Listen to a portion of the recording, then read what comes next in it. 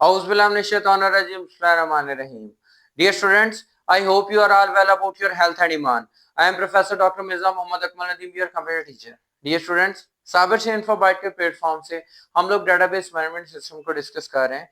Database management system यानी कि एक ऐसा सिस्टम जिसके अंदर हम डाटा इंटर करते हैं और इस इलेक्ट्रॉनिकल वे से इंटर करते हैं कि जिस तरह हम पुराने दौर के अंदर अपने फाइल सिस्टम के अंदर फाइलों के अंदर डाटा जो है वो डिफरेंट फॉर्मेशन के अंदर रखते थे, लाइक पेपर्स के ऊपर लिख के या फिर फॉर्म बने होते थे उनको फिल करके हम एक बकायदा जिसको हम जो फाइल कवर कहते थे उसके अंदर बंद करके रखते थे। आजकल वही इलेक्ट्रॉनिकली कंप्यूटर के अंदर डाटा जो है उसको स्टोर किया जाता है, बकायदा उसके लिए प्रोसीजर्स और बकायदा उसके लिए जो है वो टेक्निक्स यूज की जाती हैं। उनके अंदर भी डाटा ग्रिड्स या टेबल्स के अंदर होता है, हम खुद स्ट्रक्चर बनाते हैं और फिर उसको रिलेट करके उसी से फॉर्म डिजाइन करते हैं, रिपोर्ट डिजाइन करते हैं। हम जो आज डिस्कस करने जा रहे हैं बेसिकली वो हमारे पास है different steps involved in analysis stage while designing database. जब भी हमने कोई नया डेटाबेस डिजाइन करना है उसके लिए जो एनालिसिस फेज होगी हमने किन किन चीजों का जो है वो तज्जिया करना। जब कोई भी हम काम करते हैं बेटा उसके अंदर हमें जो है वो सबसे पहले उसका मुकम्मल तज्जिया करना हमारे लिए जरूरी होता है। क्यों? क्योंकि बहुत सारी ऐसी चीजें हैं जिनको मैनेज करना पहले से जरूरी होता है। क्योंकि अगर कोई चीज रह जाए या उसके अंदर जो है वो कमी आ जाए तो हमारा प्रोजेक्ट या तो कंप्लीट नहीं होता या फिर जो है उसके अंदर किसी न किसी तरह की कोई कमी रह जाती है। तो हम लोग बाकायदा अगर एनालिसिस कर लें तो वो चीजें जो है वो ओवरकम हो सकती हैं जो इसके अंदर डाउन टाइम है। तो हम टॉपिक की तरफ आते हैं उससे पहले आपने अगर चैनल को सब्सक्राइब नहीं किया तो लाजमी तौर पे सब्सक्राइब कर लें और बेल आइकन पे क्लिक कर लें। जी बेटा, सबसे पहले एनालिसिस होता क्या है? A process of studying the system is known as analysis. किसी भी सिस्टम को प्रॉपरली स्टडी करना that is called analysis. Like system क्या है? हमारे पास कोई एजुकेशनल सिस्टम है, लाइक आप जिस कॉलेज के अंदर जिस स्कूल के अंदर पढ़ रहे हैं वहां पे आपने देखा होगा कि वहां पे बाकायदा जो है वो सिस्टम है। सिस्टम क्यों है? क्योंकि उस सिस्टम के अंदर उन्होंने हायरार्की वाइज जो है वो हर एक फॉर्मेशन के अंदर जो है वो स्टाफ हायर किया है। लाइक आपकी कॉलेज के प्रिंसिपल हैं, डायरेक्टर उनसे ऊपर हैं, फिर प्रिंसिपल आ जाते हैं, फिर एडमन्स आ जाते हैं, फिर टीचर्स आ जाते हैं और उसके बाद फिर वो मुलाजमी जो वहां पे सफाई सुथराई का काम करते हैं, यानी कि हायरार्की उसके अंदर हर चीज शामिल है। इसी तरह कंप्यूटर के अंदर जब हम डेटाबेस को डिजाइन करते हैं तो डेटाबेस के अंदर भी एनालिसिस क्या काम करते हैं कि वो हर फीचर को बताते हैं कि जब हम ये चीज बनाएंगे तो उसके अंदर हमें इन चीजों की जरूरत पड़ेगी, ये चीजें हमें सामने रखनी पड़ेंगी, इन चीजों को इस मेयार पे रखना पड़ेगा। ठीक है, यानी कि कंप्लीटली उस चीज को छान के देख लेना कि क्या क्या और कहाँ कहाँ पे किस किस चीज की हमें जरूरत है। ठीक है, तो बेटा इसके अंदर जो स्टेप्स इन्वॉल्व हैं एनालिसिस फेज के अंदर वो कौन कौन से हैं? सबसे पहले आ जाते हैं हमारी फिजिबिलिटी स्टडी। फिजिबिलिटी स्टडी का मतलब ये होता है कि प्रॉपरली किसी भी प्रोजेक्ट को स्टार्ट करने से पहले हमने उसका अंदाजा लगा लेना है कि ये एक्चुअल में जो प्रोजेक्ट हमारा है वो कैसे काम करेगा, किस तरह काम करेगा, इसके ऊपर कितना खर्चा होगा and so on. Like that मैं आपको एग्जांपल देता हूँ बेटा कि अगर हम कोई भी घर तामीर करना चाह रहे हैं तो हम लोग सबसे पहले जो है वो उसके लिए प्लॉट जो है वो परचेज करते हैं। हमारे पास अगर प्लॉट के पैसे हैं तो हम परचेज करेंगे। उसके बाद जब हमारे पास वो पैसे बजट बचता है हम उसके बाद उसको कंस्ट्रक्ट करने के लिए जो है वो देखते हैं कि क्या हमारा कंस्ट्रक्शन के ऊपर खर्चा आएगा। उसके लिए हम लोग डिफरेंट डिजाइन देखते हैं। सबसे पहले देखते हैं कि हमने घर जो बनाना है वो कितना बड़ा होगा। उसके बाद उसके अंदर जो है वो जो हमने किसी अगर और डिजाइन को कॉपी करना है तो हम जाके वहां से उनसे डाटा कलेक्ट करते हैं, हम उससे पूछते हैं कि आपने ये जो घर बनाया इसके ऊपर आपका कितना खर्चा आया, आपने जो मटेरियल इस्तेमाल किया है वो कितना मटेरियल इस्तेमाल हुआ है।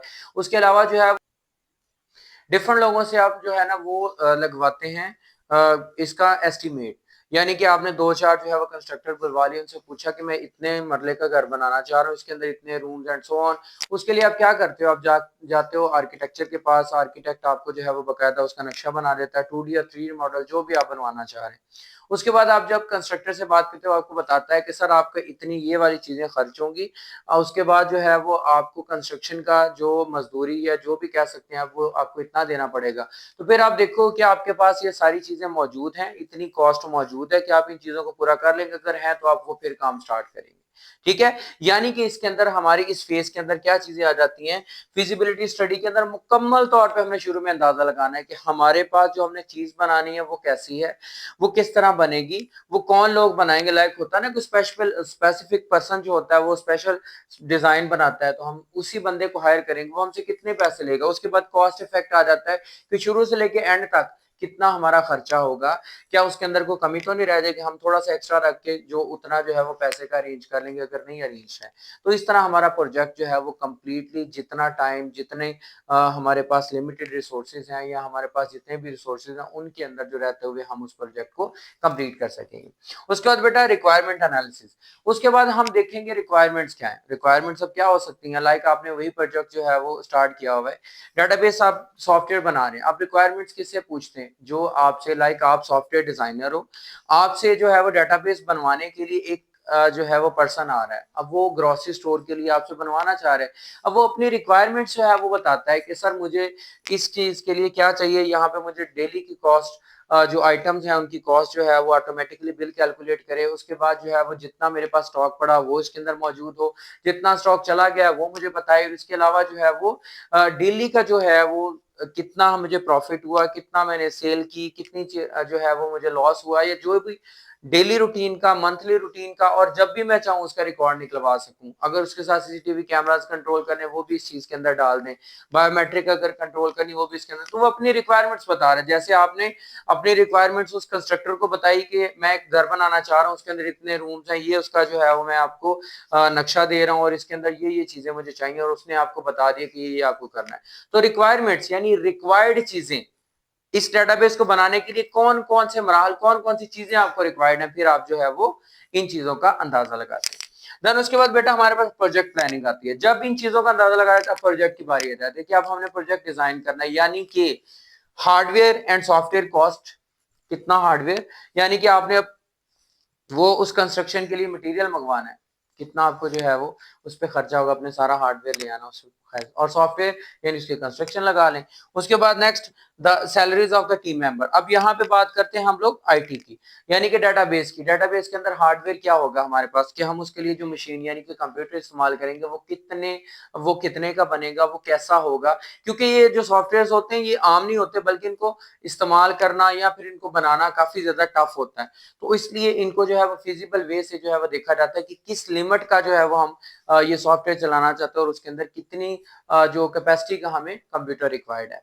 उसके बाद बेटा हमने सॉफ्टवेयर देखना है कि जो इसको एप्लीकेशन सॉफ्टवेयर वो चलाएगा वो कौन सा होगा, इस पे कितनी कॉस्ट आएगी, कितनी कीमत में वो बनेगा। लाइक हमसे जो प्रोग्रामर है या मैं प्रोग्रामर हूँ, आपसे मैं डिमांड करता हूँ मैं 1,50,000 में आपको बना के दूंगा, तो दैट्स ऑल, ये आपकी कॉस्ट होगी। उसके बाद आपने अगर इस प्रोजेक्ट को बनवाना है और विद इन टीम आप बाद में इसको चलाएंगे भी, चलाएगा, अगर आप खुद चला रहे हैं वो तो सिंगल एक छोटा सा आपका ग्रोसरी स्टोर का हो गया, लेकिन बैंकिंग के लिए या फिर आपके किसी बड़े बिजनेस के लिए अगर आप डेटाबेस बनवा रहे हैं तो उसके लिए जाहिर सी बात है टीम चाहिए, और वो टीम प्रोफेशनल होगी, काम नहीं होगी, उसके अंदर भी कॉस्ट का फैक्टर आ जाता है। उसके अंदर भी आ जाता है कि वो लोग कितने काम करेंगे, उनको हायर कैसे करना है, उसके बाद जब वो वर्क प्लेस पे मौजूद होंगे तो उनके ऊपर कितना खर्चा होगा, उनको सैलरीज हमें कितनी पे करनी पड़ेगी, क्योंकि प्रोफेशनल्स हैं।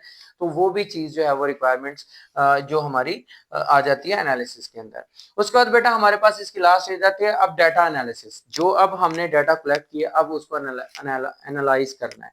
उसको यानी एनालाइज करने का मतलब ये है कि हमने उसको अब काम में लेके आना है, उसको स्टेप बाय स्टेप देखना है, उसको स्टेप बाय स्टेप हमने परफॉर्म करने के लिए बाकायदा पहले स्केच ड्रा कर लेना, बिल्कुल उसी तरह जिस तरह कंस्ट्रक्टर से आपने नक्शा बनवाया था। पहले आपने 2D डिजाइन फिर 3D डिजाइन बनवा के देखा कि ये चीज वाकई वैसी लग रही है जैसी हम बनवाना चाह रहे हैं। उसके बाद इसकी जितनी हमारे पास प्लॉट की लेंथ है क्या उसमें पूरे आ सकते हैं या नहीं।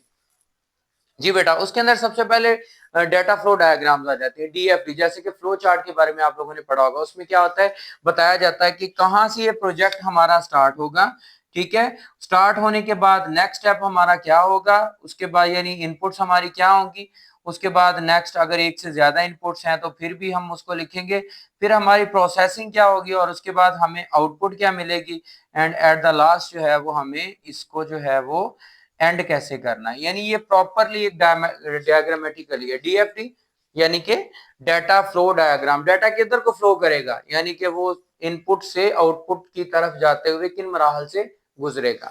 उसके बाद बेटा डिसीजन टेबल्स, इसके लिए डिसीजन टेबल्स बनाया जाता है। डिसीजन टेबल क्या, जैसे आप स्टैटिक्स को जानते होंगे, स्टैट के अंदर क्या किया जाता है कि जितना भी आपके पास डाटा होता है उसको जो है वो आप बॉक्सेस यानी टेबल के अंदर लिख लेते हो। उसके बाद इनको प्लस माइनस करके हम देखते हैं कहाँ पे कौन सी चीज कितनी रिक्वायर्ड है और इसकी एवरेज वैल्यू कितनी आई है, हमें जो है वो डिफरेंट स्टेजेस के ऊपर कौन कौन सी जो है वैल्यूज को यूज करना है एंड सो ऑन, बहुत सारी चीजें इसके अंदर शामिल है। ठीक है। उसके बाद बेटा डिसीजन ट्रीज, डिसीजन ट्री क्या होता है, ट्री का मतलब ये है एक चीज का शुरू होना और फिर आहिस्ता आहिस्ता बढ़ते जाना। ट्री ऐसे होता है, वो अपनी जो उसकी जड़ें होती है वहां से स्टार्ट होता है, फिर तना बनता है, देन पत्तों तक पहुंचता है और इस पूरी स्टेज के अंदर वो शुरू से लेके एंड तक जो है वो डिफरेंट स्टेजेस में से गुजरता है। तो डिसीजन ट्री क्या होता है कि सबसे पहले हमने कौन सा वर्क करना है, फिर उसके बाद वो वर्क बढ़ता बढ़ता बढ़ता बढ़ता कहाँ तक जाएगा। तो इस तरह ये हमारी कह सकते हैं कि ये ग्राफिकल फॉर्म होगी डाटा एनालिसिस की, कि हम डाटे को बाकायदा ट्री फॉर्मेशन के अंदर लिख के देखेंगे, फिर हमें पता चलेगा कि ये डाटा किस तरह काम कर रहा है। ठीक है बेटा। तो ये आज हमने डिस्कस किया कि डिजाइनिंग जब हमने करनी है किसी भी डेटाबेस की, तो उससे पहले हमें एनालिसिस उसका करना है। तो एनालिसिस के डिफरेंट स्टेप जो हैं वो आज हमने डिस्कस किए। तो बेटा उम्मीद करता हूँ आपको इसकी समझ आ चुकी होगी। फिर भी अगर कोई कंफ्यूजन हो तो लाजमी तौर पे कमेंट बॉक्स में मुझे फीडबैक दें। कोई भी क्वेश्चन हो तो लाजमी पूछे, मैं इंशाल्लाह आपको उसका जवाब दूंगा और इस सोल्यूशन उसका सोल्यूशन भी लाजमी आपको नेक्स्ट वीडियो के अंदर बताऊंगा। तो अपना बहुत ज्यादा ख्याल रखिएगा और बेटा अगर चैनल को सब्सक्राइब नहीं किया तो लाजमी तौर पे सब्सक्राइब कर लें, बेल आइकन पे क्लिक कर लें ताकि आने वाली वीडियोस आप तक पहुंचती रहें और अपने दोस्तों के साथ भी इस चैनल को शेयर करें, क्योंकि इल्म फैलाना सदका जारी है और जिस तरह आप इल्म फैलाओगे आगे अल्लाह ताला आपके भी इल्म में इतना ही इजाफा फरमाएगा।